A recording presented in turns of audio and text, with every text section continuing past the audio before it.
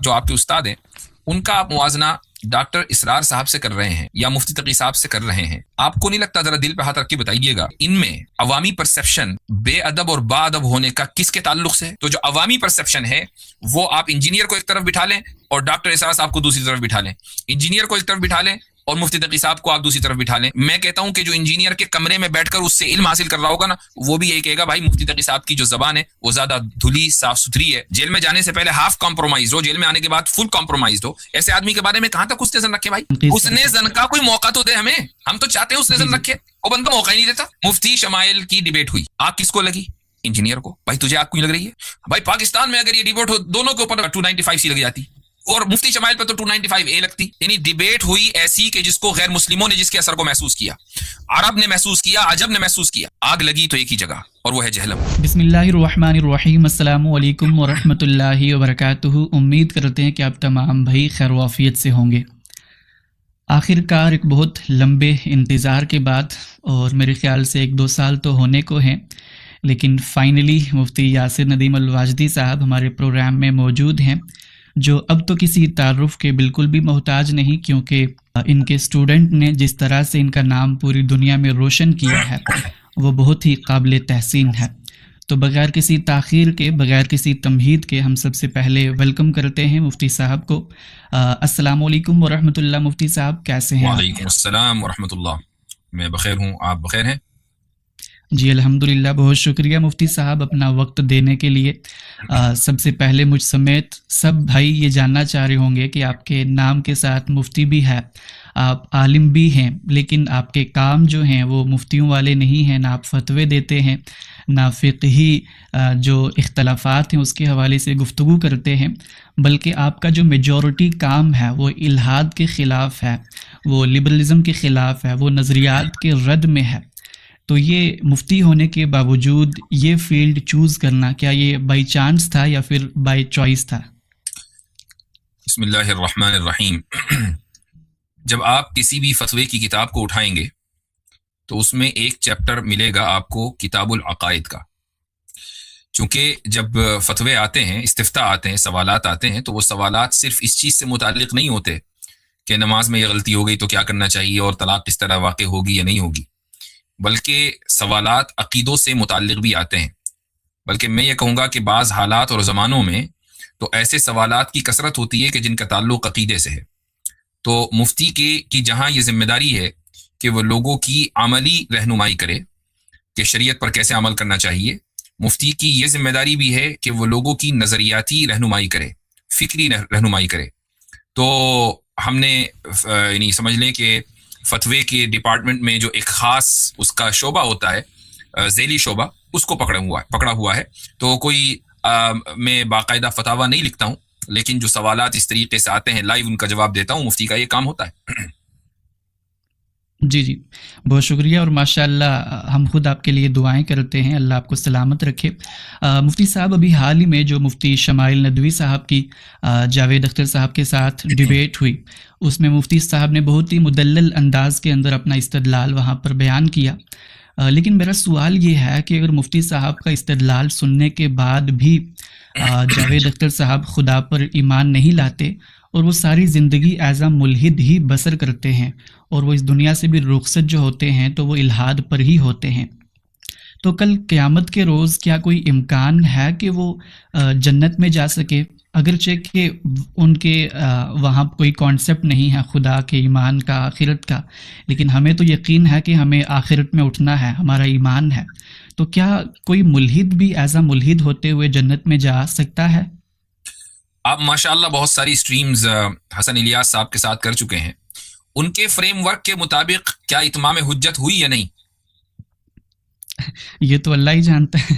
نہیں، میں نے، اللہ تو جانتا ہی ہے، بات آپ نے اللہ سے سوال نہیں کیا نا، آپ نے انسانوں سے سوال کیا ہے، تو میں پوچھ رہا ہوں ان کے فریم ورک کے مطابق اتمام حجت ہوئی یا نہیں ہوئی؟ یہ تو وہی بتا سکتے ہیں بہتر۔ نہیں، ماشاءاللہ آپ چونکہ بہت زیادہ ان کے ساتھ سیشنز کر چکے ہیں اور اس موضوع پر بھی گفتگو ہو چکی ہے، تو اتمام حجت کا جو کانسیپٹ ہے وہ تو آپ جانتے ہی ہوں گے غامدی حضرات کے یہاں۔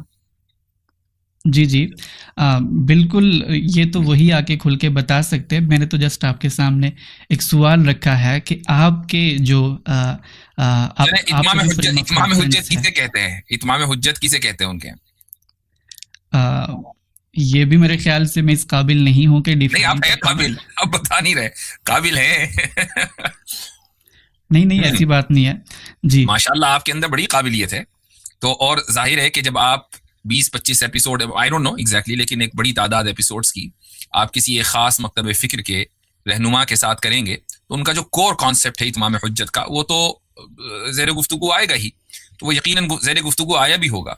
تو خود غامدی فریم ورک کے مطابق کیا ایسے لوگ کہ جن تک دین پہنچ چکا ہے اور دین کی حجت تمام ہو چکی ہے اور اس کے باوجود وہ ایمان نہیں لاتے، تو کیا ان کو کافر کہا جائے گا یا نہیں کہا جائے گا؟ جی جی مفتی صاحب، میں نے عرض کیا کہ میں جواب دینے کی پوزیشن میں تو نہیں ہوں. چلیں جی میں میری دے دیتا معذرت ہوں. قبول کریں. جی جی ٹھیک ہے. پلیز. اتمام حجت والا کانسیپٹ بھی اگر ہم لے کر آئیں تو یہ کفر ہے، چونکہ دین کی دعوت ان تک پہنچ چکی ہے. اور دین کی دعوت صرف مناظرے کے ذریعے نہیں پہنچی ہے، یہ بھی میں آپ کو پہلے ہی بتا دوں، بلکہ انفرادی طور پر. اور وہ جو قرآن میں ہے وجادلہم باللتی ہی احسن، احسن طریقے سے جو دین کی دعوت ہے وہ ان تک پہنچ چکی ہے. لیکن اگر وہ اس کے باوجود انکاری رہیں اور خدا کے وجود کے منکر رہیں، اور نہ صرف یہ کہ منکر رہیں بلکہ خدا کے تعلق سے جو ان کا رویہ ہے استہزاء کا، یعنی خدا کا مذاق اڑانا وغیرہ، یہ سب بہت کامن ہے. دسیوں لوگوں نے، بلکہ ہزاروں لاکھوں لوگوں نے ان کی وہ ویڈیوز دیکھی ہوئی ہیں. تو اگر یہی رویہ ان کا رہے گا اور اسی پر کسی شخص کی آنکھ اگر اسی پر بند ہوتی ہے، تو ظاہر ہے کہ اس کا جو ٹھکانہ ہے وہ جہنمی ہوگا، جنت تو ہوگا نہیں. اور انفیکٹ میں آپ کے لیے ایک سوال آپ کے واسطے سے چھوڑ کر جا رہا ہوں کہ جب اگلی اسٹریم آپ کی حسن صاحب سے ہو تو یہ سوال ضرور ان سے کیا جانا چاہیے کہ ایسی صورت میں وہ جاوید صاحب کو یا جاوید جیسے دوسرے لوگوں کو جہنم میں پہنچانے کی زحمت اٹھائیں گے یا نہیں اٹھائیں گے. یہ سوال ان سے ہونا چاہیے ان کے فریم ورک کے مطابق. ہمارا فریم ورک تو بالکل واضح ہے. اس لیے ہم مستقل بغیر کسی لاگ لپیٹ کے جاوید صاحب کے لیے ہدایت کی دعا کرتے ہیں، اور یہ اللہ تعالیٰ کی بارگاہ میں دعا گو ہیں کہ وہ آنکھ بند ہونے سے پہلے اللہ کا کلمہ پڑھیں. ان کے والد نے پڑھ لیا تھا، میں یہ بھی بتا دوں آپ کو. ان کے والد جانثار اختر صاحب ایک یعنی بڑے کمیونسٹ تھے، یہاں تک کہ جب جاوید اختر پیدا ہوئے تو اذان کے بجائے جو کمیونسٹ کا مینیفیسٹو ہے وہ جاوید اختر صاحب کی کان میں پڑھا گیا. یہ جاوید اختر صاحب کے انٹرویو میں خود انہوں نے بتایا ہے کہ ایسا ہوا. ان کے والد کے دوستوں نے جاوید اختر صاحب کو بتایا ہوگا بعد میں، چونکہ ان کے والد کے دوستوں ہی نے پھر بعد میں ان کی پرورش میں بڑا تعاون کیا ہے. تو جاوید اختر صاحب کے جو والد ہیں جانثار اختر، ایک عرصے تک، آخری وقت تک وہ منکر خدا اور کٹر کمیونسٹ رہے ہیں.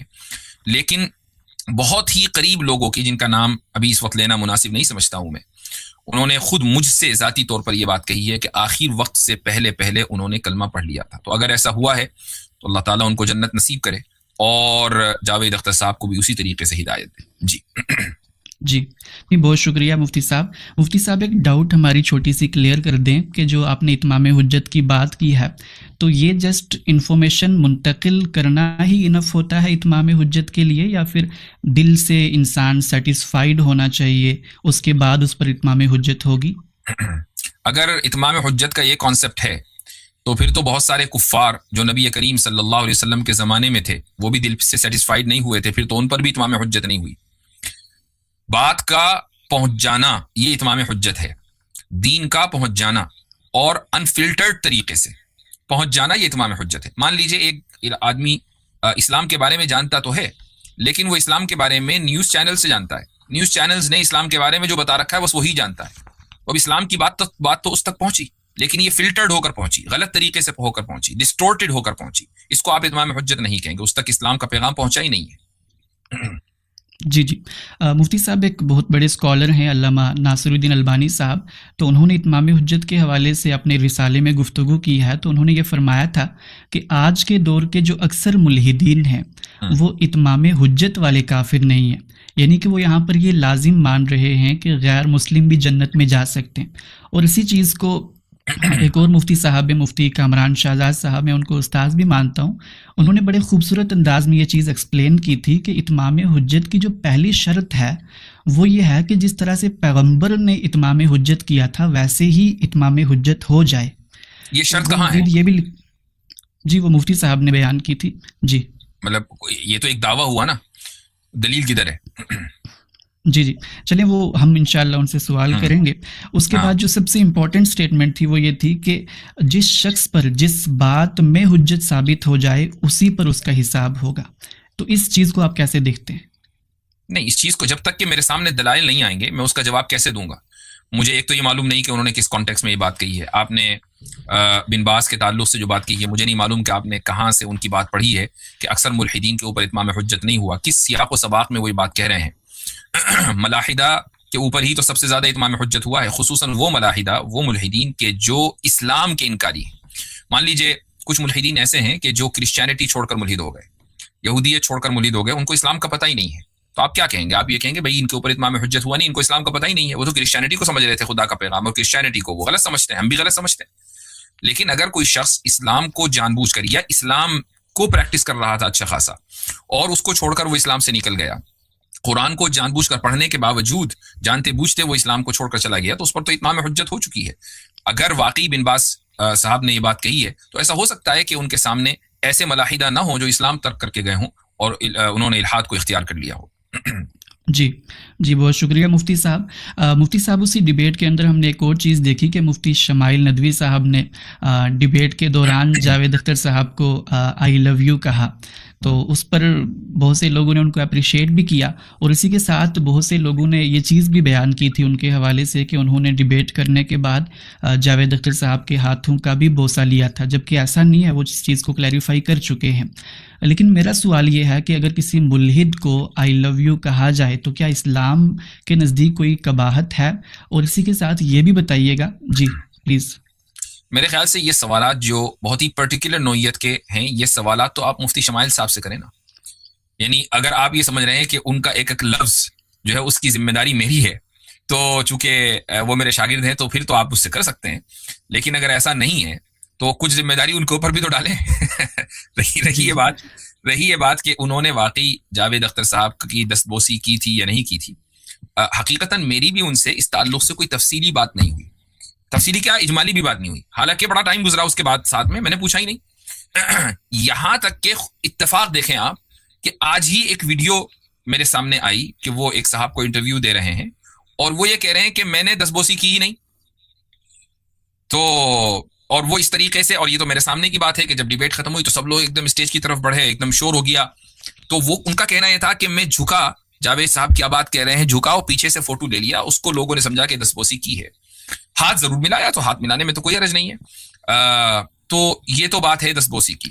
اب باقی انہوں نے آئی لو یو کو کیوں بولا، کس کو بولا، کس نیت سے بولا، یہ سوالات انہی سے کیے جانے چاہیے. اصل جو اس مناظرے کی جو اہمیت ہے وہ اس کا سویلائزڈ ہونا ہے کہ کس انداز سے اور کس سلیقے کے ساتھ وہ مناظرہ ہوا ہے، کہ دونوں فریقین نے ایک دوسرے کی عزت کا خیال رکھا اور ایک کسی کی توہین نہیں کی ہے، اور بلکہ ایک دوسرے کی تعظیم کی ہے. تو اس میں میں نہیں سمجھتا کہ اس میں کوئی حرج ہے دنیاوی اعتبار سے، الا یہ کہ کوئی شخص واقعی کھلا اسلام کا دشمن ہو، رسول اکرم صلی اللہ علیہ وسلم کی شان میں گستاخی کرتا ہو. ہر انسان عزت کا حقدار ہے اور اس کی تعظیم کی جانی چاہیے. دنیاوی اعتبار سے تو یہی ہے. جی مفتی صاحب، وہ جو آپ نے یہ چیز کلیریفائی کی کہ انہوں نے دست بوسی نہیں کی، لیکن اگر وہ دست بوسی کر بھی لیتے تو شریعت کے اعتبار سے، شریعت کے لحاظ سے کوئی اس طرح سے ناجائز چیز تھی، خاص کر ان ملحدین کے لیے جو کہ اچھے ملحد ہیں، جو بلاسفیمی نہیں کرتے، جو غلط بات نہیں کرتے. ایک تو ہوگی نا برے ملحد جو بلاسفیمی کرتے ہیں، توہین کرتے، لیکن جاوید اختر صاحب کے حوالے سے ہم نے یہ چیز نوٹس نہیں کی. تو دست بوسی کرنا شریعت کے اعتبار سے کیسی چیز ہے؟ دیکھیں، یہ اس بات کے اوپر موقوف ہے کہ دست بوسی کرنے والے کی نیت کیا ہے. ایک حدیث ہے، رسول اکرم صلی اللہ علیہ وسلم نے فرمایا کہ صاحب بدعت کی توقیر نہیں کرنی چاہیے، یعنی جو آدمی بدعت پروموٹ کرتا ہے اس کی تعظیم اور توقیر نہیں کرنی چاہیے. اس حدیث کا مفہوم ہے. تو اب اگر ایک آدمی الحاد پروموٹ کر رہا ہے تو اس کی تعظیم اور توقیر کے کیا معنی ہے، وہ تو اس سے بھی زیادہ سخت ہو گئی بات. تو اگر مان لیجئے ایک شخص کسی کی دستبوسی اس لیے کر رہا ہے کہ وہ معاشرے کا بڑا ہے اور شاید اس طرح مسلمانوں کے رویے کو دیکھ کر وہ پگھل جائے اور اسلام کی طرف آ جائے اور وہ اس کو دعویٰ کا ایک پہلو سمجھتا ہے، تو یہ الگ بات ہے. لیکن اگر دستبوسی محض اس کے احترام اور تعظیم اور میں کر رہا ہے، باوجود ہے کہ وہ جانتا ہے کہ یہ اللہ کی شان میں گستاخی کرتا ہے، یہ استہزاء کرتا ہے، یہ رسول اکرم صلی اللہ علیہ وسلم کی تکذیب کرتا ہے، تو پھر یہ جائز نہیں ہوگا. جی بہت خوب. مفتی صاحب اسی کے ساتھ ایک اور چیز بتائیں کہ اسی ڈیبیٹ میں جاوید اختر صاحب نے یہ اعتراض کیا تھا کہ جو بلیورز ہیں، جو مذہب کو ماننے والے ہیں، وہ انتہائی فضول کاموں کے اندر اپنی انرجیز ویسٹ کرتے ہیں اور یہ کہتے ہیں کہ ہم تو بہت نیک ہیں، پرہیزگار ہیں، جیسے عبادت کرنا، نماز پڑھنا، قربانی کرنا. تو اگر سچ میں آپ کو نیک اور پرہیزگار بننا ہے تو آپ کو چاہیے کہ آپ لوگوں کی مدد کریں، ان کو کھانا دیں، کپڑے دیں، تو اس سے لوگوں کو بھی فائدہ ہوگا اور آپ بھی اچھے نیک انسان بن پائیں گے. تو ان کے اس اعتراض کے حوالے سے آپ کیا سمجھتے ہیں؟ یہ بہت ہی سبجیکٹو قسم کی بات ہے، چونکہ جس چیز کو وہ فضول کہہ رہے ہیں اس کو ڈیفائن بھی وہی کریں گے نا کہ فضول ہونے کا معیار کیا ہے. اگر فضول ہونے کا معیار یہ ہے کہ بھائی وہ چیز اگر نافع نہیں ہے لوگوں کے لیے تو وہ فضول ہے، اگر وہ لوگوں کے لیے نافع نہیں ہے، نفع نہیں دے رہی ہے، تو وہ فضول ہے. تو یہ ان کی ایک ڈیفینیشن ہو سکتی ہے. لیکن مثلا نماز پڑھنا، اگر وہ کہتا ہے بھائی نماز پڑھنے سے کسی دوسرے کا کیا فائدہ، میں یہ کہتا ہوں کہ جو آدمی نماز پڑھ رہا ہے سائیکولوجیکلی، اس کا اگر سائیکولوجیکلی دیکھا جائے، چھوڑ دیجیے آخرت کو اور اللہ کی طرف سے ثواب کو، سائیکولوجیکلی اسپیکنگ ہر وہ شخص جو نماز پڑھ رہا ہے، اپنے مالک اور اپنے خالق کے قریب آ رہا ہے، وہ اپنے آپ کو ڈپریشن سے نکال پاتا ہے، اپنے آپ کو وہ سکون محسوس کر پاتا ہے اپنے دل کے اندر. تو اس سے بڑھ کر اور کیا نفع ہو سکتا ہے؟ یہ تو وہ ہے جو بالکل یہ نہیں سمجھ لیے کہ دنیا کا ادنا ترین نفع ہے. تو ہر وہ چیز جو انسان، مذہبی انسان خصوصاً مسلمان، دین سمجھ کر کرتا ہے، اس میں نفع ہی نفع ہے. اب رہی یہ بات کہ آپ لبرلز کو دیکھ لیں، جاوید صاحب سے یہ سوال ہونا چاہیے کہ بھائی آپ چونکہ ایک مسلم گھرانے میں پیدا ہوئے یا ایک مسلم سویلائزیشن سے آپ کا قریبی تعلق رہا ہے، تو آپ عید بھی منا لیتے ہیں. پھر آپ چونکہ ایک خاص ملک میں رہتے ہیں جہاں ہولی اور دیوالی منائی جاتی ہے، تو پٹاخے بھی پھوڑ لیتے ہیں، دیے بھی جلا لیتے ہیں، رنگ بھی لگا لیتے ہیں. تو کیا یہ فضول سے کام نہیں ہے دوسروں کے نزدیک؟ بھائی کسی دوسرے آپ نے اپنے گال کے اوپر رنگ لگا لیا یا دوسرے گال کے اوپر آپ نے پینٹ کر دیا، تو اس سے بڑھ کر فضول کام اور کیا ہوگا؟ لیکن وہ یہ کہیں گے نا کہ نہیں، اس سے جو ہے خوشی ملتی ہے، حالانکہ اس میں پیسہ کتنا ضائع ہوتا ہے. ابھی آپ دیکھیں، میں ایک شارٹ کلپ میرے سامنے آئی ایک صاحب کی، بلکہ وہ بھی ہمارے ہی اسٹوڈنٹ ہیں. انہوں نے یہ بات کہی، لاہور میں شاید بسنت کا تہوار ہونے والا ہے، اور انہوں نے یہ بات کہی کہ اتنے کروڑ روپے کے پٹاخے نہیں بلکہ دھاگے اور پتنگیں 3 دن کے اندر لاہور میں بک گئیں. تو اب یہ فضول کام ہوا کہ نہیں؟ حالانکہ اس سے کتنی ہی مرتبہ لاہور سے خبریں آتی ہیں بسنت کے موقع پر کہ وہاں جانیں چلی گئیں، وہاں لوگوں کی گردنیں کٹ گئیں دھاگوں سے، وہ اتنی تیز ہوتی ہیں. تو اس کے اوپر کوئی لبرلوں کی طرف سے موقف نہیں آتا. لیکن جیسے ہی آپ قربانی کریں گے، کہیں گے ایک دم ایسٹیمیٹ لگائیں گے کہ اتنے لاکھ جانور کی قربانی کر دی، یہ فضول سا کام ہو گیا. تو یہ اصل میں دوغلا پن ہوتا ہے. اس لیے دیکھنا یہ چاہیے کہ فضول کی ڈیفینیشن کیا ہے. ہمارے نزدیک جس کو وہ فضول کہہ رہے ہیں وہ فضل ہے. بالکل. چلے مفتی صاحب، یہ بھی اور آڈینس میں سے بھی اگر ان کی ڈاؤٹس ہیں کچھ الہاد کے حوالے سے، تو مفتی صاحب کے لائیو پروگرامز کو بھی جوائن کر سکتے ہیں.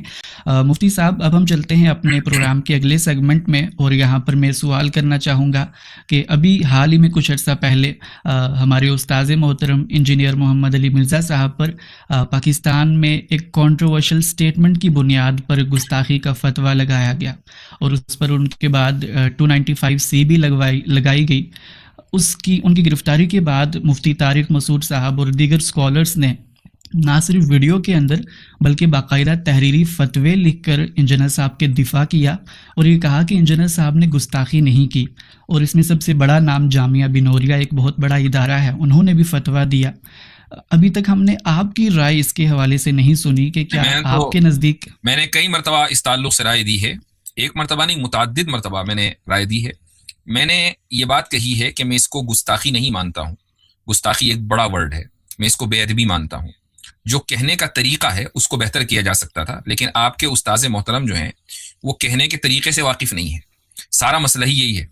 تو اگر وہ کہنے کے طریقے سے واقف ہو جائیں تو ان کے دسیوں مسائل حل ہو سکتے تھے. دیکھیں، تنقید سے کوئی نہیں روکتا. ہم بھی تنقید کرتے ہیں، آپ بھی تنقید کر سکتے ہیں، آپ کے استاد بھی تنقید کر سکتے ہیں، کوئی بھی تنقید کر سکتا ہے، نو پرابلم. تنقید تنقیس نہیں ہونی چاہیے. ایشو یہاں ہوتا ہے جب آپ تنقید کو تنقیص میں بدل لیتے ہیں اور بازاری زبان آپ اختیار کرتے ہیں تو پھر اس تنقید کا کوئی فائدہ نہیں ہوتا. ٹھیک ہے, تو میں اس کو گستاخی نہیں مانتا ہوں, میں اس کو بے ادبی مانتا ہوں. رہی یہ بات کہ کیا قانونی کارروائی ہونی چاہیے تھی یا نہیں, ظاہر ہے کہ میں چونکہ پاکستان کے قانون کا ماہر نہیں ہوں, اس تعلق سے میں نے اس وقت بھی کوئی رائے نہیں دی تھی کہ یہ قانون ان کے اوپر صحیح دفعہ صحیح لگی یا نہیں لگی. آئی ڈونٹ نو, میں اس کے بارے میں اپنے آپ کو کیپیبل بھی نہیں پاتا ہوں. لیکن اگر شرعی نقطہ نظر سے دیکھا جائے تو اس کو میں نے گستاخی نہیں بے ادبی میں قرار دیا. تو شاید یہ میرا ہی موقف ہے. دونوں کے درمیان کسی نے ابھی تک, میں نے کم سے کم نہیں دیکھا کہ فرق کیا ہو کہ گستاخی ایک الگ چیز ہے اور بے ادبی ایک الگ چیز ہے. بالکل ایسا ہی ہے. مفتی صاحب چلیں, آپ نے یہ چیز تو کلیریفائی کیا کہ آپ اس کو گستاخی نہیں مانتے, آپ نے بے ادبی کا حکم لگایا. لیکن آپ کی بھی ایک سٹیٹمنٹ جو ہے ہم نے نیوز کے اندر بھی کور کی تھی, آپ نے بھی وہی بات لیکن ڈیفرنٹ ایک پیغمبر کے لیے کہی تھی. جی, آپ کی وہ جو سٹیٹمنٹ ہے وہ بے ادبی پر مبنی کیوں نہیں ہے, اور انجینئر صاحب کی وہ سٹیٹمنٹ جو ہے وہ بے ادبی پر مبنی کیوں ہے؟ آپ پورا اسٹیٹمنٹ اگر چلائیں گے, اگر صرف آپ یہی میرا وہ 5 سیکنڈ 10 سیکنڈ کا چلائیں گے تو شاید کوئی بھی آدمی یہ فیصلہ نہیں کر پائے گا کہ اس کو بے ادبی کے زمرے میں رکھا جائے کہ باد ادبی کے زمرے میں. لیکن اگر آپ پوری بات میری چلائیں اور پوری بات ان کی چلائیں تو زمین آسمان کا فرق ہے. کیا میں نے انجینئر صاحب کی طرح یہ بات کہی کہ ایک عورت جو اہل کتاب ہے اور وہ شان رسالت میں گستاخی بھی کر رہی ہو, اس سے بھی ایک مسلمان کی شادی ہو سکتی ہے؟ کیا یہ بات میں نے کہی کہیں؟ اب یہ ہے بے ادبی کہ آپ ایک گستاخ کو, گستاخ رسول کو, جو آپ علیہ الصلوۃ والسلام کو یہ اور فلاں فلاں فلاں کہہ رہی ہو, یہ جو سینیریو ہے نا یہ میں نے نہیں دیا. میں نے یہ کہا کہ بھائی یہودی حضرت عیسیٰ علیہ الصلوۃ والسلام کو یہ فلاں فلاں کہتے ہیں اور اس کے ہمارے پاس حوالے موجود ہیں. ٹھیک ہے, تو پورے تاریخ اتنے حوالے موجود ہیں کہ آپ کو اگر میں دیتا چلے جاؤں تو وہ سارا ٹائم اسی میں لگ جائے گا. یہ ایک ہسٹوریکل فیکٹ ہے.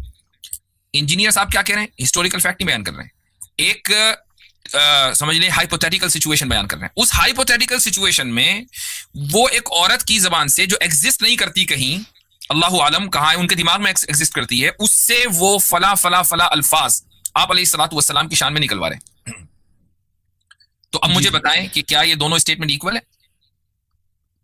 مفتی صاحب ان کا کہنا یہ ہے کہ جو میں نے سٹیٹمنٹ دی تھی مسیحیوں کے حوالے سے اس کا بھی ثبوت ہے, اور باقاعدہ جو ان کے وکلاء ہیں نہیں اس کا ثبوت بتائیں نا. یہ جو میں کہہ رہا ہوں اس کا ثبوت بتائیں نا کہ ایک مسلمان کا نکاح ایک کتابیہ سے کہ جو شان رسالت میں گستاخی کرتی ہو اور آپ علیہ الصلوۃ والسلام کو فلا فلا لفظ بولتی ہے, اس سے نکاح جائز ہے. اس کا ثبوت کیا ہے؟ جی جی, یہ تو ہائپوتھیٹیکل سچویشن ہے نا. جی جی, اگر ان کی اس سٹیٹمنٹ کو اسپیسیفک کر دیا جائے اس اینٹی کرائسٹ والے ورڈ کے ساتھ, اور اس گستاخی کے لفظ کو عقیدتاً گستاخی کے زمرے میں لیا جائے, تو کیا تب بھی وہ ویسے ہی ہے جیسے آپ بیان کر رہے ہیں؟ What do you mean عقیدتاً گستاخی? What does that mean? یعنی کہ اگر انجینئر صاحب نے یہ چیز بیان کی ہے کہ مسیحی عورت نبی الاسلام کو نعوذ باللہ اینٹی کرائسٹ مانتی ہے, تو مانتی نہیں, کہتی ہے. جی کہتی ہے. ہاں بالکل بالکل, آئی ایگری ود یو. یہ ایک عقیدتاً گستاخی ہے, یعنی کہ ایک ہوتی ہے حقیقی گستاخی, یعنی کہ میں توہین آمیز الفاظ استعمال کروں گا جو کہ کہنا تو حقیقی گستاخی ہے نا. ایک تو یہ کہ اپنے دل میں اس نے رکھا ہوا ہے, بھائی ظاہر ہے کہ جو آدمی نکاح کر رہا ہے اسے کیا پتا کہ سامنے والی کے دل میں کیا ہے. وہ اس نے اپنے دل میں کوئی چیز چھپا رکھی ہے, وہ اللہ جانتا ہے, وہ جانتی ہے, یہ بندہ نہیں جانتا. ایک یہ ہے کہ وہ کہہ رہی ہے, یہ جو کہہ رہی ہے نا یہ عقیدتاً گستاخی نہیں ہے, یہ حقیقتاً گستاخی ہے. اچھا جی, یعنی کہ آپ کی سٹیٹمنٹ کو بھی پہلے ہم لازم مان لیتے ہیں کہ وہ بھی جو آپ نے یہودی عورت کے حوالے سے بات کی تھی وہ بھی ماننے کی حد تک قبول کی. میں نے یہودی عورت کی بات, اچھا اس میں بھی فرق ہے. آپ کے یہاں آخر آپ تو پاکستان کے نہیں ہیں, لیکن پاکستان میں جو مسیحی برادری تھی, کیا انہوں نے انجینئر کے آپ کے استاد کی سٹیٹمنٹ کو کنفرم کیا کہ ہاں جی ہم ایسے ہی مانتے ہیں؟ نہیں, ابھی تک تو خاموش ہیں. وہ خاموش نہیں, رد کیا. صحیح سے ریپرزینٹ کریں آپ اپنے استاد کو. انہوں نے کہا کہ نہیں ہم یہ نہیں کہتے. اب مجھے بتائیں کہ یہودیوں نہیں انہوں نے کہا ہم مانتے ہی نہیں. بھائی آپ کی یہ کیا بات کر رہا ہے؟ یہودیوں سے اگر آپ پوچھیں آج بھی تو بتائیں وہ اینٹی کرائسٹ کس کو کہتے ہیں؟ میں اگر کرتا ہوں آپ کی بات سے, وہ چاہے امریکہ میں رہ رہے ہوں یہودی یا رہ رہے ہوں وہ کسی اور عیسائی ریاست میں, حالانکہ عیسائی ریاست وجود نہیں رکھتی ہے, لیکن چلو کہیں بھی رہ رہے ہوں جہاں عیسائیوں کا غلبہ ہو, وہ تو کھلم کھلا کہتے ہیں. جی جی مفتی صاحب، آپ نے جو ابھی جسٹ ایک ویڈیو کا ریفرنس دیا تھا ہمارے عیسائی پادری کا، تو انہوں نے تو ویڈیو بنائی ہے، انہوں نے تو کہا ہے کہ ہم اینٹی کرائسٹ نہیں مانتے، لیکن عیسائیوں کے اگر لٹریچر کو دیکھا جائے، جیسے کہ آپ نے بھی اپنے پروگرام میں یہودیوں کے لٹریچر کا ریفرنس دیا تھا، تو میں نے اسی لیے کہا کہ میں اس کو گستاخی نہیں مانتا ہوں، میں تو پہلے ہی کہہ چکا ہوں، وہ لٹریچر موجود ہے، اسی لیے میں اس کو انہوں نے کہا، انہوں نے ایک بات نقل کی ہے، لیکن نقل کرنے میں جو ادب ملحوظ ہونا چاہیے وہ ادب نہیں ملحوظ رکھا، اور یہ میری پوزیشن آج کی نہیں ہے، روز اول سے یہی پوزیشن ہے، اور ایسا نہیں ہے کہ میں آج آپ سے گفتگو کر رہا ہوں تو میں نے اپنی پوزیشن بدل لی۔ مفتی طارق مسعود کا فتویٰ میرے سامنے نہیں ہے، ہاں ان کی ویڈیو شاید میرے سامنے میں نے دیکھی تھی کئی عرصے پہلے، جامعہ بن نوریہ نے کوئی فتویٰ دیا یا آپ سے مجھے پتہ چل رہا ہے، میرے علم میں نہیں ہے، لیکن اگر اس طرح کے فتاوی علماء کی طرف سے موجود ہیں، میں تو تائید کرتا ہوں کہ گستاخی نہیں ہے، بے ادبی ہے، اور میں نے جو گفتگو کی ہے اس میں کہیں آپ دکھا دیں کہ یہ بے ادبی ہے؟ جی جی بالکل۔ اگر میں اس کیس کو مزید اسپیسیفک لے کر آ جاؤں کہ اگر صرف انجینئر صاحب یہ بات کریں کہ جو مسیحی عورت ہیں، آپ ایک کام کریں نا آسانی کے لیے، انجینئر صاحب کا وہ اسٹیٹمنٹ ابھی چلائیں۔ وہ تو مجھے یاد تو ہے، لیکن ابھی چلانا میرے لیے پاسبل نہیں ہوگا۔ پھر کوئی فائدہ نہیں ہے جب تک کہ وہ لوگوں کے سامنے نہ آئے۔ اب لوگ جا کر دوبارہ وہ اسٹیٹمنٹ تو دیکھیں گے نہیں، میری اور آپ کی بات ہی سنیں گے اور آگے بڑھ جائیں گے۔ وہ اسٹیٹمنٹ سامنے لائیں تو پتہ چلے گا، پھر میرا اسٹیٹمنٹ بھی سامنے لائیں، ابھی دودھ کا دودھ پانی کا پانی ہو جائے گا۔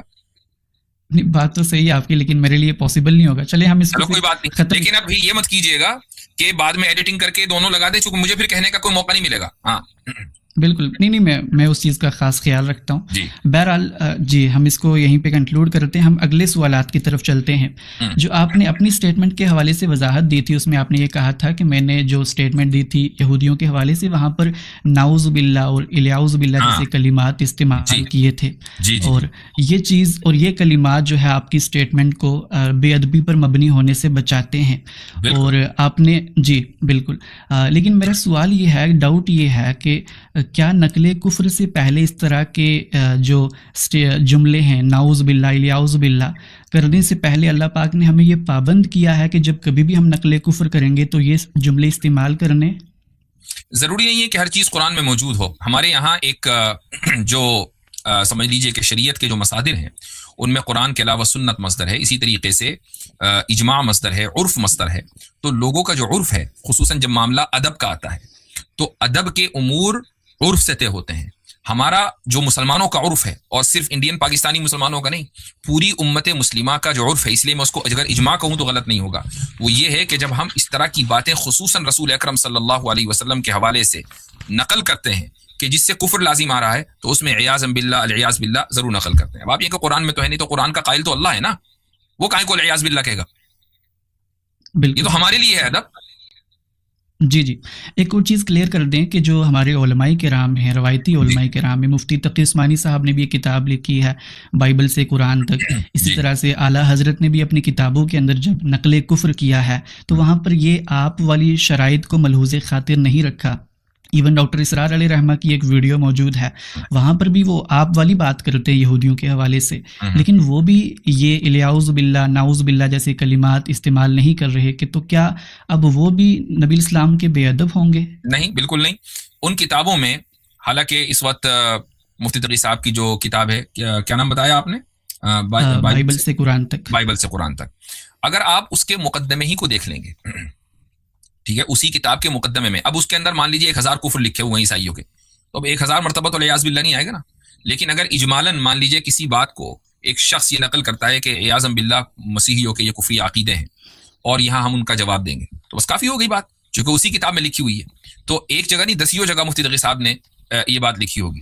باقی ڈاکٹر اسرار صاحب نے ہزاروں ویڈیوز ہیں، میں نے ان کی اتفاق سے کوئی ویڈیو مکمل نہیں دیکھی ہے، بہت ساری شارٹ ویڈیو ضرور دیکھی ہیں، تو ان کے بارے میں تو میں کوئی کامنٹ نہیں کر سکتا ہوں، اور مجھے یقین ہے کہ انہوں نے بہت سے موقعوں کے اوپر عیاذ باللہ یا العیاذ باللہ یا کوئی اور طریقہ ادب کے ملحوظ رکھنے کا کیا ہوگا، اور میں ان کو اسی لیے بے ادب نہیں سمجھتا ہوں۔ ایک چیز یہ بھی ذہن میں رکھنی چاہیے کہ انجینئر جو آپ کے استاد ہیں، ان کا آپ موازنہ ڈاکٹر اسرار صاحب سے کر رہے ہیں یا مفتی تقی صاحب سے کر رہے ہیں، آپ کو نہیں لگتا، ذرا دل پہ ہاتھ رکھ کے بتائیے گا کہ ان میں عوامی پرسیپشن بے ادب اور با ادب ہونے کا کس کے تعلق سے ہے؟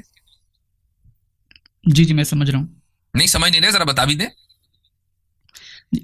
عوامی تاثر تو میرے خیال سے ڈٹرمائن نہیں کرتا، نہیں، ڈٹرمن کرتا ہے، عوامی تاثر ہی کرتا ہے، اس کی وجہ یہ ہے کہ رسول اکرم صلی اللہ علیہ وسلم نے ایک موقع پر یہ فرمایا کہ ایک جب جنازہ جا رہا تھا تو لوگوں نے اس شخص کی تعریف کی جس کا جنازہ جا رہا تھا. آپ نے فرمایا وجبت، جنت واجب ہو گئی. یہ عوامی پرسپشن ہے. دوسرے جنازے کے بارے میں جب لوگوں نے اس کی برائی کی تو آپ نے فرمایا وجبت، جہنم واجب ہو گئی. یہ عوامی پرسپشن ہے. تو عوامی پرسپشن بہت میٹر کرتا ہے. تو یہ نہیں ہے، میں یہ نہیں کہہ رہا ہوں کہ اگر کسی شخص کی برائی ہو رہی ہے تو اللہ تعالیٰ اسی کی بنیاد پر جنت اور جہنم کا فیصلہ کرے گا، لیکن یہ چیز بھی ڈٹرمن کرتی ہے. تو جو عوامی پرسپشن ہے وہ آپ انجینئر کو ایک طرف بٹھا لیں اور ڈاکٹر اسرار صاحب کو دوسری طرف بٹھا لیں، انجینئر کو ایک طرف بٹھا لیں اور مفتی تقی صاحب کو آپ دوسری طرف بٹھا لیں.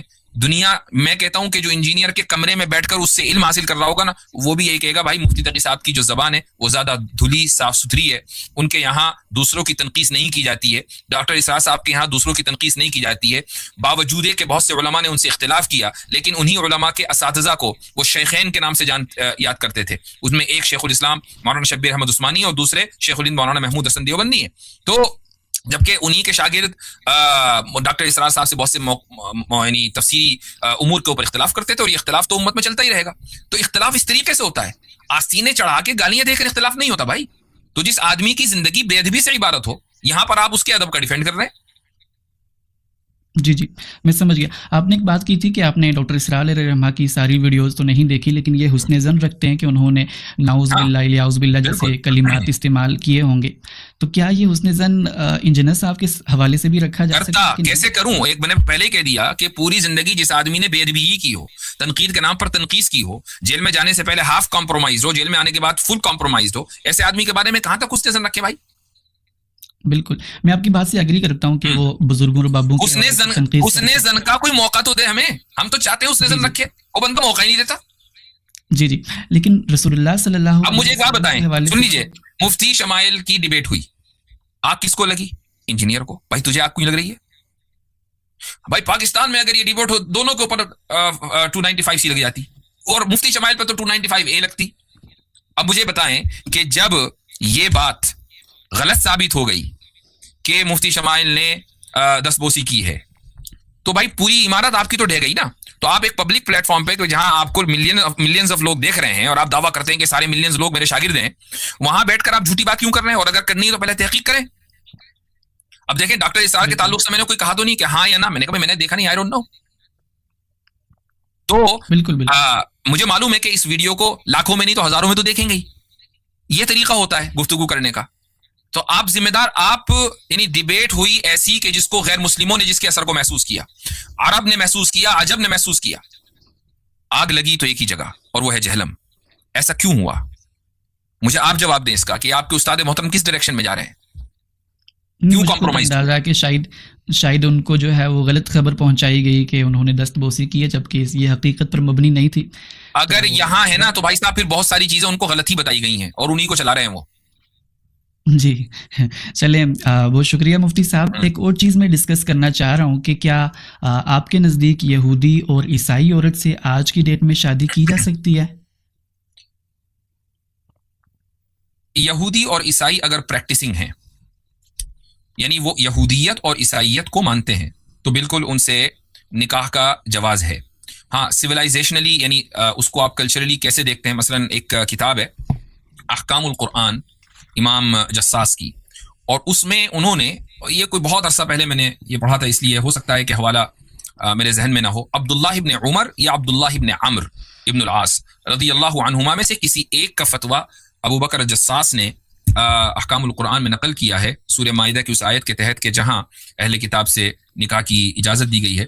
وہاں انہوں نے لکھا ہے کہ میں اس چیز کو ناپسند کرتا ہوں کہ ایک مسلمان کسی کتابیہ سے نکاح کرے. انہوں نے کہا میں ناپسند کرتا ہوں، یعنی یہ ان کی ایک رائے ہے. کیوں؟ اس کی وجہ انہوں نے بتائی کہ اس سے اولاد کے پکے سچے مسلمان ہونے کا جو امکان ہے وہ ذرا کم ہو جاتا ہے. اس کی وجہ یہ ہے کہ گھر میں ایک غیر مسلم ماں ہے. یہ اس وقت کی بات ہو رہی ہے جبکہ پورا معاشرہ پکا مسلمان ہے. بچہ گھر سے باہر نکلے گا تو اسلام کے علاوہ کوئی اور چیز نہیں دیکھے گا. لیکن اگر آپ کفرستان میں رہتے ہیں جہاں آپ اسلامی مظاہر آپ کے ارد گرد نہیں ہیں، مساجد سے کتنے مسلمان، خصوصاً یورپی ممالک میں مساجد سے کتنے مسلمان کنیکٹڈ ہیں، ہم اچھی طریقے سے جانتے ہیں، ہم یہاں رہتے ہیں. تو اگر ایسے ماحول میں ایک شخص کسی کتابیہ سے نکاح کرتا ہے، یہودیہ سے یا عیسائی عورت سے، تو یہ کیسے ممکن ہوگا کہ اس کے بچے ایمان کے اوپر یا اسلام کے اوپر باقی رہیں؟ ہو سکتا ہے کہ ایمان پہ باقی رہیں تو کم سے کم اسلام پریکٹس میں نہیں آئے گا، کیوں؟ چونکہ مظاہر اسلام باہر نہیں ہے اور گھر میں بھی اسلام فل نہیں ہے. تو اس لیے رائے تو یہی دی جائے گی، لیکن جو شریعت کا حکم ہے اس کو کوئی نہیں بدل رہا ہے، یعنی شرعاً یہ جائز ہوگا، اس کو زنا نہیں کہیں گے.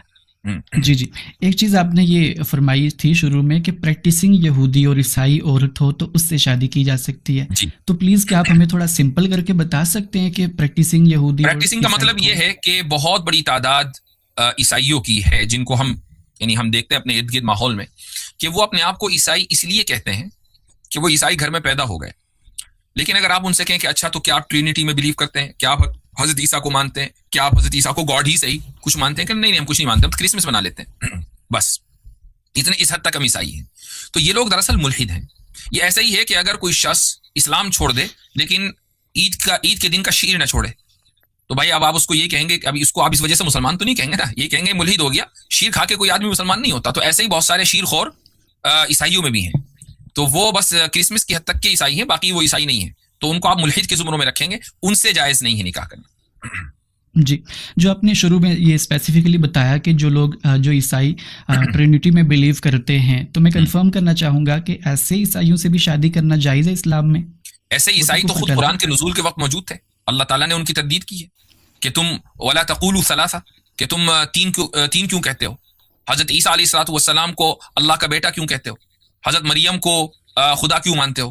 تو عیسائیوں کے ایک فرقہ جو کسی زمانے میں رہا ہوگا وہ حضرت مریم کو خدا مانتا تھا. آج بھی بہت سے فرقے ان کے ہاں ہیں.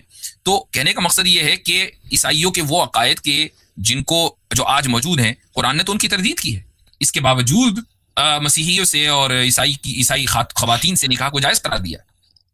جی، اگر اسی طریقے سے ہم یہودی عورت سے نکاح کے حوالے سے بات کریں تو قرآن ہمیں بتاتا ہے کہ وہ تو عیسیٰ علیہ السلام پر تو الزام لگاتے تھے کہ وہ تو نعوذ باللہ ولد الحرام ہیں، اور سیدہ مریم کے حوالے سے یہ اس طرح کے غلط چیزیں بیان کرتے تھے. تو کیا ایسی یہودی عورت سے بھی شادی ہو سکتی ہے جو کہ عیسیٰ علیہ السلام کے حوالے سے یہ سب مانتی ہو؟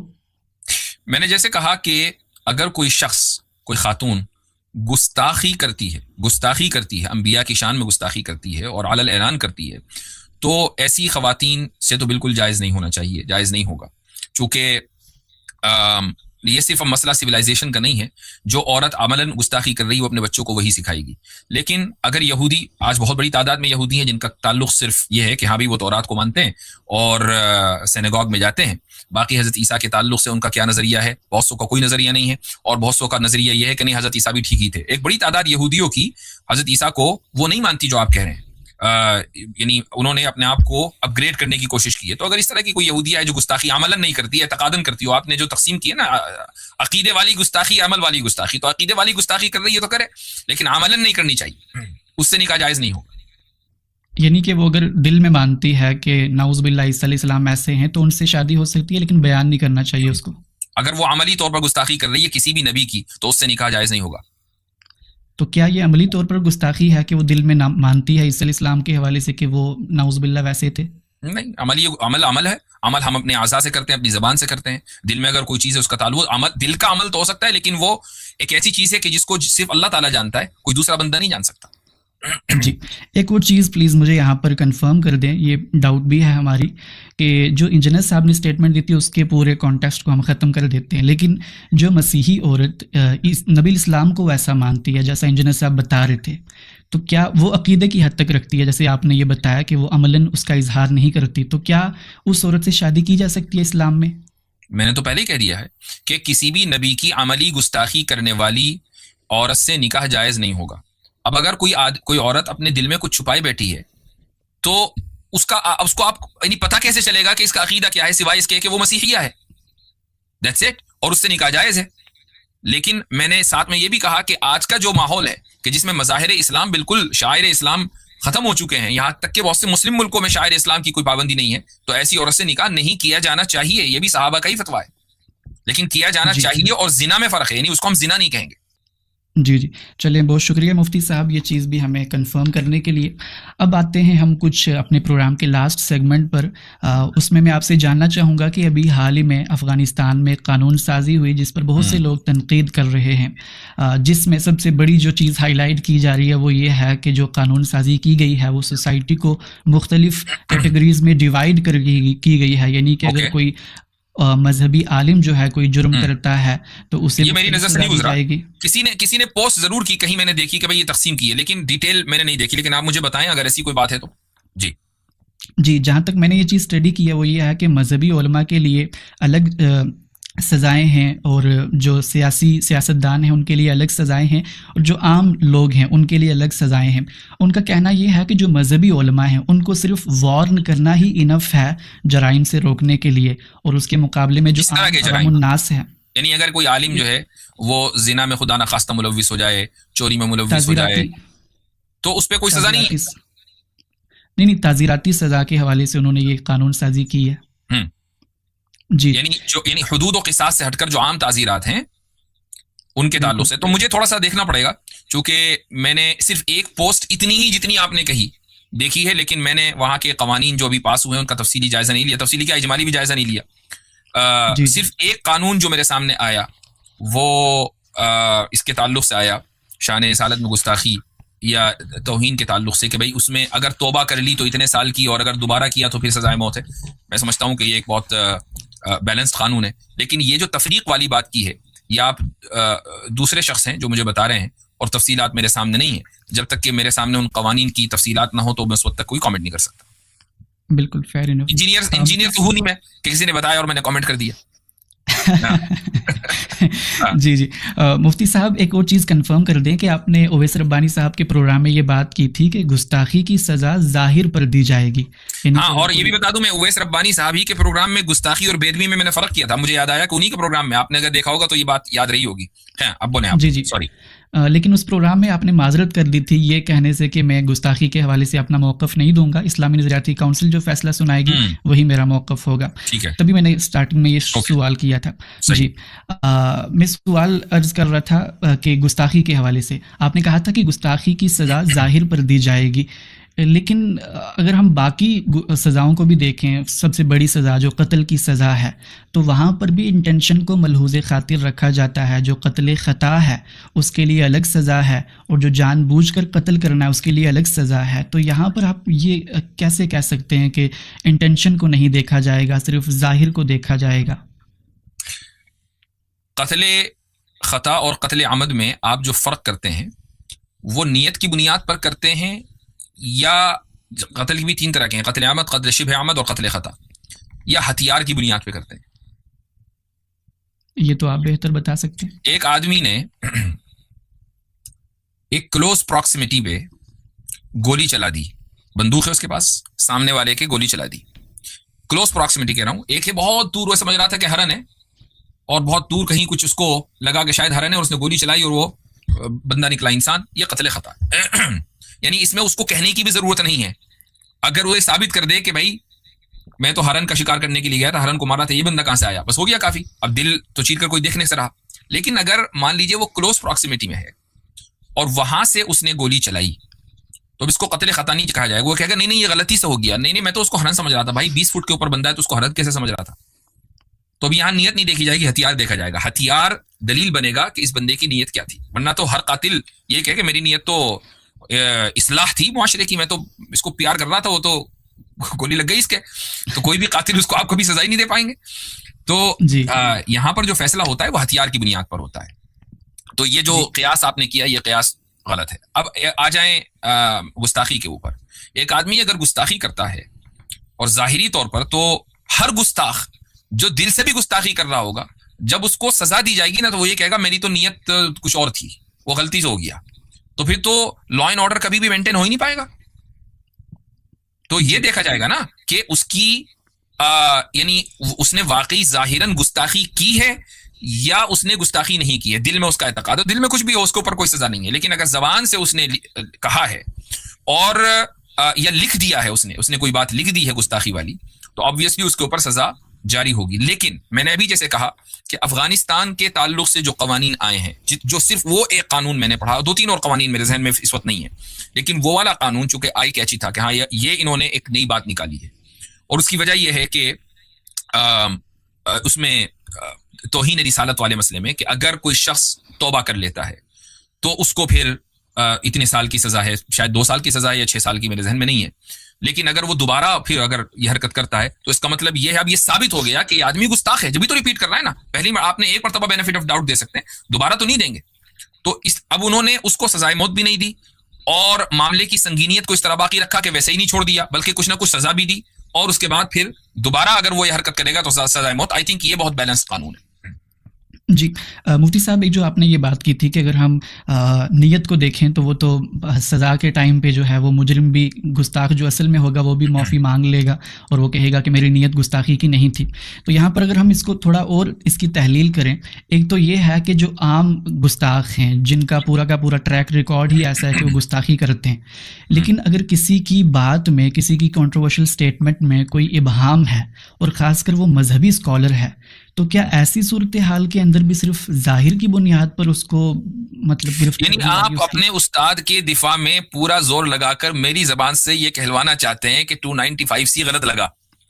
اگر یہ بات ہے, میں تو پہلے ہی کہہ چکا ہوں, ہاں پہلے کلیئر ہو گیا, پہلے کلیئر کر دیا کہ وہ گستاخ نہیں ہے. میں جسٹ یہ سمجھنا چاہ رہا ہوں کہ آپ نے جو پریمس بلڈ کیا ہے اس میں انٹینشن کو آپ نے کوئی بھی جگہ نہیں دی, جبکہ اگر کہیں پہ ابہام موجود ہو, کوئی عالم ہو, صرف انجینئر صاحب پر نہیں بلکہ دیگر اسکالرس پر بھی فتوے لگے ہیں, اگر ابہام موجود ہے تو وہ ابہام الفاظ میں ہی ہے نا. اگر وہ ابہام کہاں ہوگا؟ وہ یہ کہے گا کہ نہیں میری نیت ایسی تھی ویسی تھی. بھائی ابہام میں تو ابہام بھی تو الفاظ ہی میں ہوگا نا. مثال کے طور پر وہ جو سمجھ لیں کہ جنید جمشید والی کنٹروورسی ہوئی تھی, اب مجھے ایگزیکٹ الفاظ ان کے یاد نہیں رہے, یا مفتی طارق مسعود صاحب نے کینیڈا میں ایک بیان دے دیا تھا. اچھا میں یہ بھی بتا دوں کہ مفتی طارق مسعود صاحب کو اپوز میں نہیں کیا تھا, ٹھیک ہے, جو مفتی صاحب کو برا بھی لگا ہوگا, اور ظاہر ہے کہ وہاں میں انڈیا کی صورتحال اور امریکہ کی صورتحال الگ ہے, پاکستان کی صورتحال الگ ہے. مفتی صاحب کے قریبی لوگوں نے مجھ سے رابطہ کیا کہ بھئی آپ نے یہ کیا کہہ دیا. تو خیر اینی ویز, وہ ایک واٹس ایپ گروپ کے اوپر میں نے یہ کہا کہ بھئی مفتی صاحب کا رجوع بھی کوئی رجوع ہے, رجوع کریں تو صحیح سے کریں رجوع. وہ جو انہوں نے قرآن کی آیت کے تعلق سے ایک بات کہی تھی نا, آپ کو شاید یاد ہو, تو جی ہاں, تو رجوع ان کو بغیر کسی قیل و قال کے کرنا چاہیے, تو جو بعد میں انہوں نے کر لیا, بات ختم ہو گئی. یعنی ہم نے بھی دینی حمیت میں ہی بات کہی تھی, ورنہ مفتی طارق مسعود صاحب سے کوئی ہماری خدا نہ خواستہ دشمنی کوئی ہے, ہمارے دوستوں میں سے ہیں وہ. تو پوائنٹ یہ ہے کہ یہ ابہام والی بات ہے, یہ ہے ابہام کہ ایک آدمی یہ کہے کہ نہیں بھائی میں رجوع کرتا ہوں, مجھے یہ نہیں یہ کہنا چاہیے تھا, میں یہ کہنا چاہ رہا تھا. الفاظ ہی سے تو اس نے ثابت کیا نا کہ میں یہ کہنا چاہ رہا تھا, میری زبان سے یہ لفظ نکل گیا, تو ٹھیک ہے, دیٹس فائن. لیکن ایک آدمی اگر آپ علیہ الصلوۃ والسلام کو العیاذ باللہ گالیاں دے, تو آپ یہ تو نہیں کہہ سکتے کہ بھائی نہیں یہ تو ابہام ہے, نہیں وہ کچھ اور کہنا چاہ رہا تھا. گالی تو گالی ہوتی ہے نا. بالکل. تو اس کو اس میں آپ نیت کیسے نکال کے لائیں گے؟ جی میں ایک کیس اسٹڈی رکھ دیتا ہوں یہاں پر ٹھیک ہے. کہ کبھی کبھار جو آپ نے مثال دی مفتی طارق مسعود صاحب والی, آپ نے کہا کہ ابہام الفاظ کے اندر ہی موجود ہوتا ہے, لیکن کبھی کبھار ایسی اسٹیٹمنٹ آتی ہے ہمارے علماء کرام کی طرف سے, میں اس چیز کو شروع نہیں کرنا چاہوں گا, پھر آپ مجھے کہیں گے کہ انجینئر صاحب تو یہی کام کرتے ہیں. جسٹ میں اشارہ کر دیتا ہوں کہ جو ہمارے بریلوی مکتبہ فکر کے کچھ علماء ہیں انہوں نے گرفت کی ہمارے دیوبند کے اکابرین کی, تو وہاں پر تو ایسی اسٹیٹمنٹس ہیں جن کے ابہام کے اندر بھی مطلب ہم ڈاؤٹ فل ہیں, صرف ہمیں انٹینشن بچاتی ہے ان پر تکفیر کا فتویٰ نہ لگانے کی کہ وہ بہت جید عالم تھے, تو وہ نعوذ باللہ ایسی بات نہیں کر سکتے. ایسا نہیں ہے کہ صرف انٹینشن بچاتی ہے کہ جی نہیں نیت یہ تھی, نہیں, بلکہ یہ آپ مجھے اس طرف لے جا رہے ہیں کہ جس موضوع کے اوپر میں عام طور سے گفتگو نہیں کرتا ہوں, اور نہ ہی میری نہ میں کرنا چاہتا ہوں, اور اس کی وجہ ہے کہ چونکہ ہمیں اپنے میدان کی حفاظت کرنی ہے. لیکن یہ ذہن میں رکھنا چاہیے کہ بہت سی مرتبہ ایسا بھی ہوا ہے کہ جو بات جیسی تھی ویسی نہیں کہی گئی, اور اس لیے وہ گستاخانہ لگی. جی ایک اور چیز مجھے بتا دیں کہ جیسے سیدنا عمر کے دور میں جب قحط سالی ہوئی تو وہاں پر چور کی سزا کو انہوں نے ٹیمپریری طور پر جو ہے وہ ختم کر دیا, تو وہ بھی وہاں پر بھی اس کے پیچھے انٹینشن ہی ملحوظ خاطر تھی کہ چلیں اس دوران مجبور ہیں لوگ چوری کرنے کے لیے, وہ یہ سب چیزیں کر دیتے ہیں. تو کیا اس چیز کا اجتہاد یہاں پر نہیں کیا جا سکتا کہ گستاخی میں بھی انٹینشن دیکھی جائے گی؟ نہیں ایسا نہیں ہوتا ہے کہ یعنی لوگوں کو گستاخی کرنے کی ایسی کیا نوبت آ رہی ہے کہ گستاخی نہیں کریں گے تو بھوکے مر جائیں گے؟ کیا ایسی کوئی سینیریو ہے؟ نہیں، میں علماء کا دفاع کر رہا ہوں کہ علماء پر نہیں لگنی چاہیے. نہیں دیکھیں، ابھی تو آپ تھوڑی دیر پہلے کہنے لگے کہ بھئی افغانستان کے تعلق سے یہ خبر آ رہی ہے کہ وہاں علماء کے لیے قوانین الگ ہیں. اس سے تو معاشرے میں تفریق ہو جائے گی نا، کہ عام لوگ کچھ بھی کہے اس کو کھٹ سے پکڑ لیا اور عالم کچھ بھی کہتا پھرے. یہ کیا بات ہوئی؟ اگر عالم گستاخی کرے گا تو اس کے اوپر بھی سزا ہوگی، اور عامی اگر گستاخی کرے گا تو اس کے اوپر بھی سزا ہوگی. شرط یہ ہے کہ گستاخی ثابت ہونی چاہیے. یہ شرط ہے، گستاخی ثابت ہونی چاہیے بلا قیل و قال کے، بغیر کسی ابہام کے. اور اب ابہام بھی الفاظی میں نکلے گا، یعنی اگر ایک آدمی لکھ رہا ہے الیاذ باللہ گالی دے رہا ہے تبھی تو گستاخی ثابت ہوگی نا. اس کے علاوہ اور کون سے ثابت، اور کس طریقے، کیا طریقہ ہے ثابت کرنے کا؟ لیکن اگر ایک آدمی یہ کہہ رہا ہے کہ نہیں یہ سٹیٹمنٹ ہے، اس کے دو معنی نکلتے، میں نہیں، میرا یہ والا معنی مراد ہے، ہاں میں اس سے بھی رجوع کرتا ہوں اور مجھے اس سے بہتر الفاظ کا انتخاب کرنا چاہیے تھا، تو یہ حق آپ عالم کو بھی دے اور عامی کو بھی دے. دونوں کو حق برابر ہونا چاہیے. بالکل. میں سمجھ گیا آپ کی بات. ایک اور چیز پلیز لاسٹ پہ اس کو بھی ایڈریس کر دیں کہ ابھی ریسنٹلی آپ کا ایک پروگرام ہوا تھا، اس میں آپ سے سوال کیا گیا تھا کہ کیا انجینئر صاحب کے حوالے سے آپ کے پاس کوئی رپورٹس ہیں کہ ان کو سننے کے بعد لوگ ملحد ہوئے ہیں. تو آپ نے وہاں پر انجینئر صاحب کے حوالے سے تو گفتگو نہیں کی کہ میرے پاس ایسی رپورٹ نہیں ہے، لیکن آپ نے البتہ غامدی صاحب کے حوالے سے یہ فرمایا تھا کہ ان کی ڈاکٹرائن کے اندر ملحدین کو سیٹسفائنگ آنسرز نہیں ملتے. یہ سٹیٹمنٹ آپ کی تھی. تو آج کل غامدی صاحب کی الحاد کے اوپر سیریز بھی چل رہی ہے، تو پلیز آپ ہمیں کوئی ایسا سوال بتا دیں جو ہم ان سے پوچھ سکیں جو آپ کے مطابق ان کی ڈاکٹرائن کے اندر ان کا جواب نہیں ہے. میرے علم میں نہیں ہے کہ ان کی کوئی رد الحاد کے اوپر سیریز چل رہی ہے. ماشاءاللہ اگر چل رہی ہے تو ہم بھی سنیں گے، دیکھیں گے کہ ایسی کیا بات ہے. اصل بات یہ نہیں ہے کہ ہم کوئی ایسا ٹف سا سوال ان سے کریں کہ جی غامدی صاحب جو ہے وہ لاجواب ہو جائیں. وہ اویس اقبال نے ان کو 10 مرتبہ کر رکھا ہے. اصل بات یہ ہے کہ کیا ملحدین ان کے جوابوں سے سیٹسفائی ہو کر یہ کہتے ہیں کہ بھئی ہاں اب بات صحیح ہو گئی؟ ان کے جوابوں کو سننے کے بعد ایسا لگتا ہے کہ سوائے شوگر کوٹنگ کے اور کچھ نہیں ہوا. یعنی جو جہاں بھی اعتراض ہو رہا ہے نا کسی ملحد کو، غامدی صاحب کہتے ہیں یہ تو ہے ہی نہیں اسلام میں. وہ سوچتا بھائی آپ آئے ابھی 20 سال پہلے، 30 سال پہلے آپ کو کوئی جانتا نہیں تھا، 1400 سال سے ایک پریکٹس چلی آ رہی ہے، میں کیسے مان لوں آپ کی بات؟ آپ نے جو ایک دم ٹویسٹ کر دیا. میں اکثر مثال دیا کرتا ہوں، غامدی صاحب کی جو ڈاکٹرین ہے وہ یہ ہے کہ آپ کی گاڑی اگر خراب ہوئی اور انجن کا اگر اس میں سائن آیا تو غامدی صاحب وہاں انجن کے سائن پہ ٹیپ لگا دیتے ہیں، گاڑی ٹھیک ہو گئی. بھائی انجن کھول کے ذرا ٹھیک دیکھو تو کہ انجن میں کیا پرابلم ہے. آپ نے انجن کے اوپر، انجن کے سائن کے اوپر ٹیپ لگا دیا کہ گاڑی ٹھیک ہو گئی. یہ ڈاکٹرین ہے، ان کی ڈاکٹرین کا خلاصہ ہے. تو اصل یہ ہے کہ لوگ یہ کہتے ہیں، مثلا اگر ان کی ڈاکٹرین واقعی اتنی زیادہ شاندار ہوتی تو حارث سلطان کب کا اسلام قبول کر لیا ہوتا. حارث سلطان نے تو کہتا ہے کہ بھائی نہ تو یہاں لونڈی کا مسئلہ، نہ باندی کا مسئلہ، نہ جہاد کا مسئلہ، نہ قصاص کا مسئلہ، نہ ہاتھ کٹنے کا مسئلہ، کوئی مسئلہ ہی نہیں ہے ان کے اسلام میں. ٹینشن ہی نہیں ہے. کافر بھی کافر نہیں، جہنمی بھی جہنمی نہیں، سب سارے راستے جنت جانے والے. اب جب کچھ ہے ہی نہیں، بچا ہی نہیں ہے، تو بندہ کیوں نہیں قبول کر رہا اسلام؟ اس کو اعتراض ہی اس پر تھا نا. اس کو اعتراض لونڈی کے مسئلے پر ہے، اس کو اعتراض حضرت عائشہ کے نکاح کے مسئلے پر ہے، اس کو جن مسئلے کے اوپر اعتراض ہے، غامدی صاحب نے تو سارے مسئلے حل کر دیے نا. تو یہ کیوں نہیں آ جاتے؟ ان کے مسئلے تو حل ہو گئے. تو بات یہ ہے کہ یہ شوگر کوٹ اسلام ہے کہ ہر وہ چیز کے جو پرابلم آپ کو دے رہی ہو اس کو آپ انکار کر دیں. تو کیسے کوئی آدمی، خصوصاً اگر ملحد مخلص ہے، اگر کوئی ملحد مخلص ہے اور واقعی وہ یہ سمجھتا ہے کہ اسلام میں اس نے تحقیق کر کے نتیجہ نکالا ہے کہ اسلام میں کچھ نہ کچھ پرابلمز ہیں اس کے نزدیک، تو وہ تو کبھی بھی یہ ڈاکٹر نہیں مانے گا.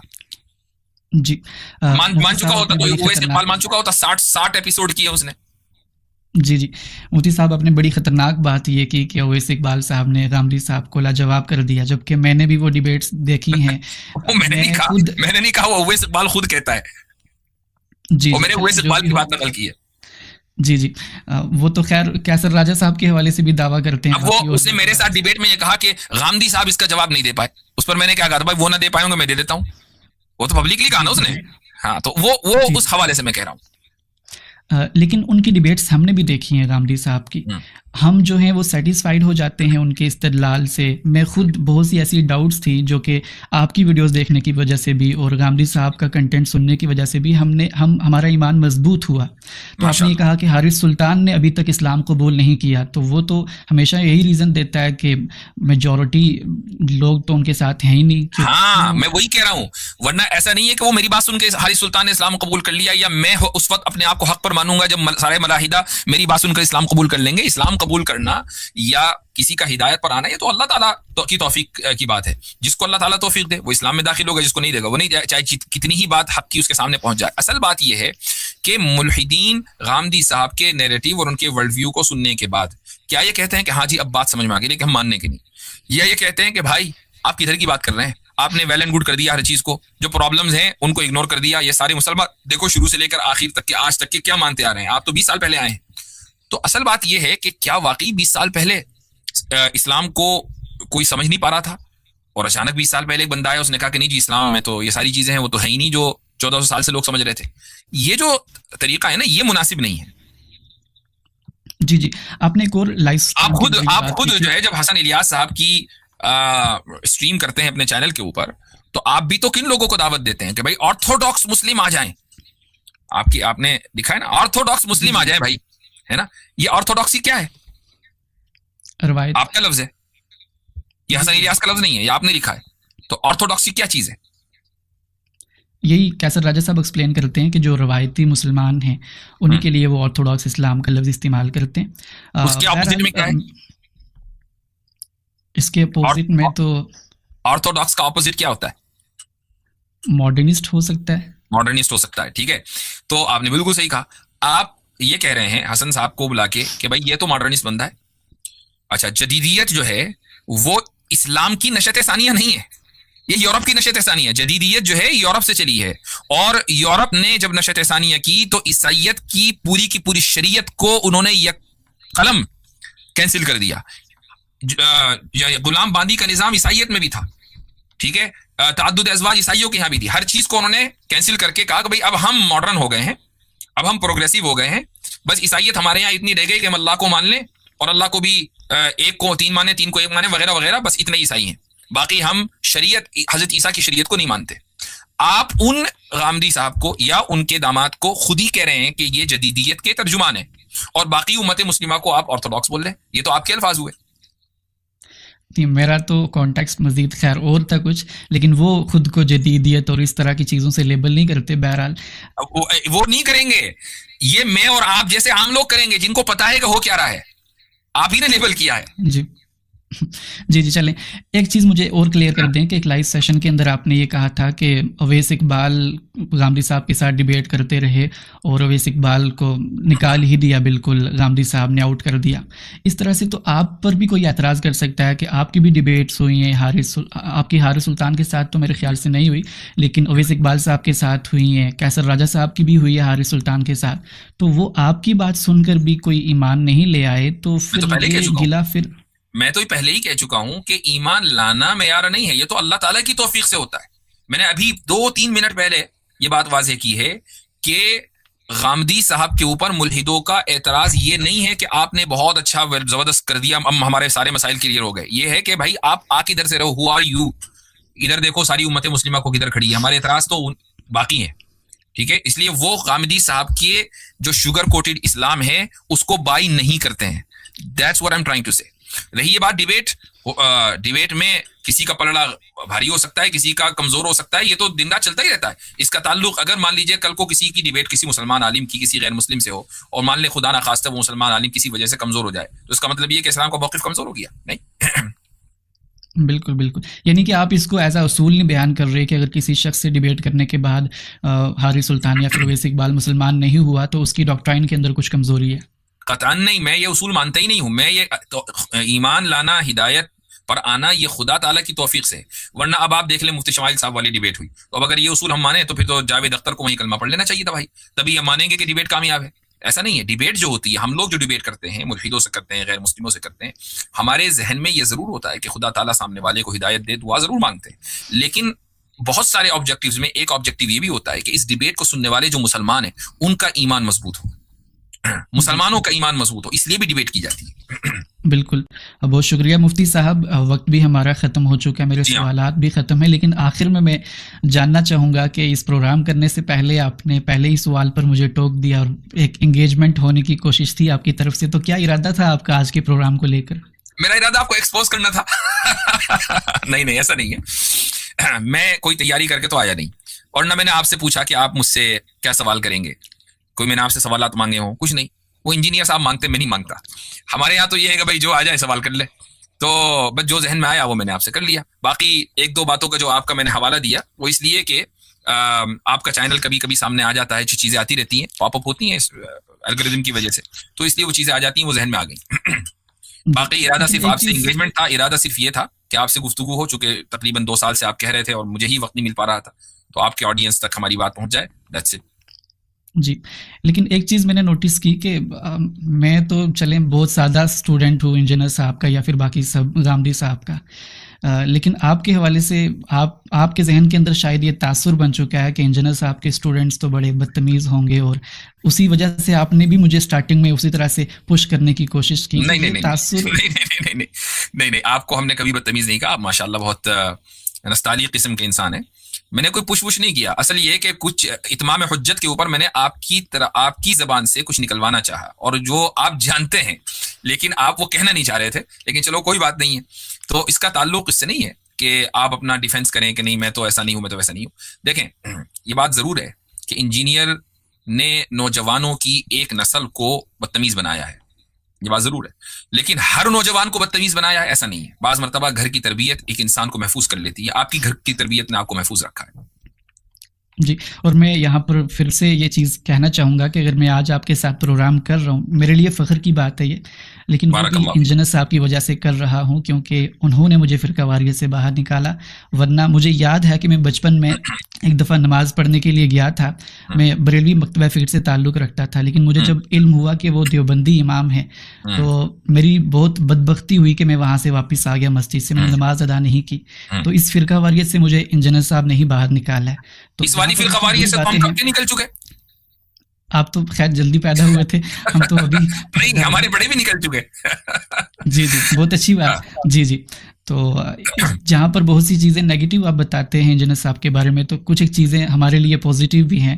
ایسا نہیں ہے کہ میں انفیکٹ انجینئر صاحب کو استاذ کہتا ہوں، لیکن اصول سے لے کر اطلاعات تک ان سے اختلاف کرتا ہوں.